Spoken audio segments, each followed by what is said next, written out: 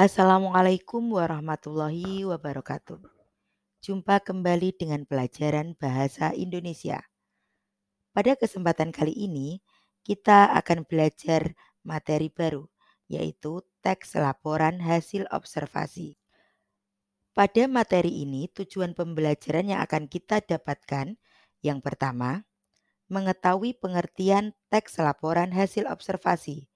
Dua, mengetahui dan memahami struktur teks laporan hasil observasi. Ketiga, menentukan gagasan pokok teks laporan hasil observasi. Dan yang keempat, memahami ciri teks laporan hasil observasi. Teks laporan hasil observasi atau lebih dikenal dengan sebutan LHO merupakan suatu teks yang berisi tentang penjabaran atau pemaparan mengenai hasil pengamatan. Penyusunan teks ini harus dibuat dengan struktur yang jelas agar dapat dipahami dengan baik, sebab isinya teks ini pada dasarnya berisi tentang berbagai informasi yang bermanfaat untuk bidang pengetahuan. Sebagaimana telah dijelaskan bahwa teks hasil observasi harus dibuat berdasarkan struktur teks. Adapun struktur teks LHO meliputi pertama, pernyataan umum.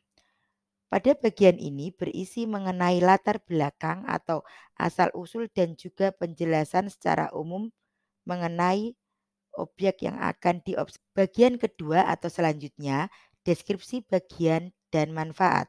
Pada bagian ini merupakan penjelasan detail atau perincian dari objek yang diamati. Yang ketiga, bagian terakhir dari struktur teks LHO berupa kesimpulan. Kesimpulan berisi garis besar atau inti dari hasil laporan observasi. Adapun ciri-ciri teks laporan hasil observasi meliputi satu, bersifat universal. Artinya, teks laporan hasil observasi bersifat luas dan objektif. Ciri yang kedua, objek observasi adalah tunggal. Ciri yang ketiga, teks laporan hasil observasi berupa fakta.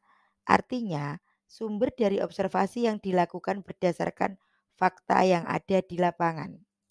Adapun ciri yang keempat, lengkap. Berarti hasil observasi ditulis secara lengkap dan sempurna dalam penulisan teks laporan hasil observasi. Ciri yang terakhir, bukan merupakan opini pribadi. Maksudnya teks hasil observasi ini dituliskan bukan dengan opini pribadi yang tidak berdasarkan fakta yang ada di lapangan. Objek yang diobservasi ini harus jelas dan valid. Demikian